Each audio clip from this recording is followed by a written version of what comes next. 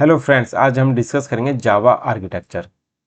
सो basically Java architecture के बारे में मैं आपको बताऊंगा, और अगर आपने इसको क्लियरली अंडरस्टैंड कर लिया तो आपको दोबारा जावा आर्किटेक्चर पढ़ने की ज़रूरत नहीं होगी। तो सबसे पहले हम इसकी डेफिनेशन पे चलते हैं।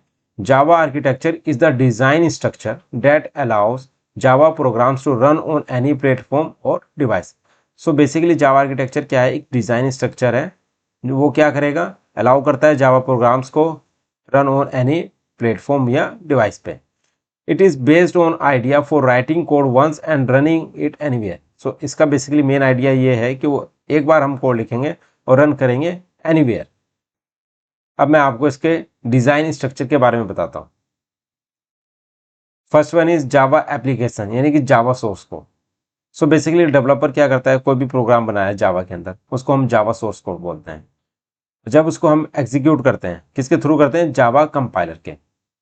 सो Java compiler convert Java source code into byte code. तो बेसिकली जो जावा कंपाइलर है, यानी कि जावा सी, ये क्या करेगा? कन्वर्ट करेगा सोर्स कोड को किसमें? बाइट कोड में। तो आपने देखा कि जावा कंपाइलर ने क्या किया? जावा सोर्स कोड को किसमें कन्वर्ट कर दिया? बाइट कोड में। जावा source code is a compiled into an intermediate form called byte code. Byte code is a platform independent and is executed by the JVM. Byte code basically क्या है? Platform independent है और executed किसके through होती है? JVM के through. तो आप देखोगे बाइट कोड जो है ये इसको एग्जीक्यूट कौन कर रहा है? जेवीएम, जिसको हम जावा वर्चुअल मशीन बोलते हैं। तो इसकी डेफिनेशन पे चल लेते हैं जेवीएम की। The JVM is a virtual machine that enables the execution of Java byte code on any device और ऑपरेटिंग सिस्टम। मैंने आपको बता दिया कि बेसिकली जेवीएम क्या करेगा? That enables execution of Java byte code. ये एग्जीक्यूट करेगा किसको?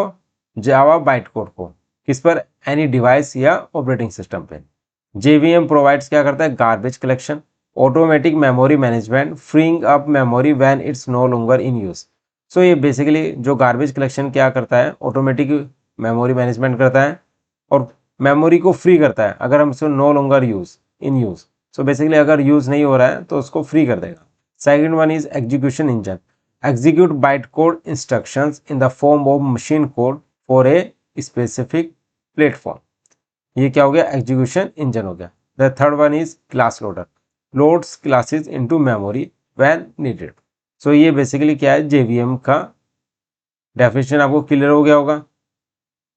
And the last one is native machine code. So basically जब जेवीएम के थ्रू हम बाइट कोड को एग्जीक्यूट करते हैं, किसमें कन्वर्ट कर देता है? नेटिव मशीन कोड में। और ये किसके किसके थ्रू एग्जीक्यूट हो रही है? जेवीएम के थ्रू। तो आप देख सकते हैं कि जावा आर्किटेक्चर आपको क्लियर हो गया होगा कि सबसे पहले सोर्स कोड आया, सोर्स कोड को किसके? जावा कंपाइलर ने कन्वर्ट किया किसमें? बाइट कोड में। बाइट कोड जो एग्जीक्यूट होगा किसके थ्रू होगा? जेवीएम के थ्रू। और फिर जेवीएम के थ्रू एग्जीक्यूट होने के बाद इसको किसमें कन्वर्ट कर देगा? नेटिव मशीन कोड पे, ताकि वो प्रोग्राम एग्जीक्यूट हो सके। So thank you so much and kindly subscribe my YouTube channel.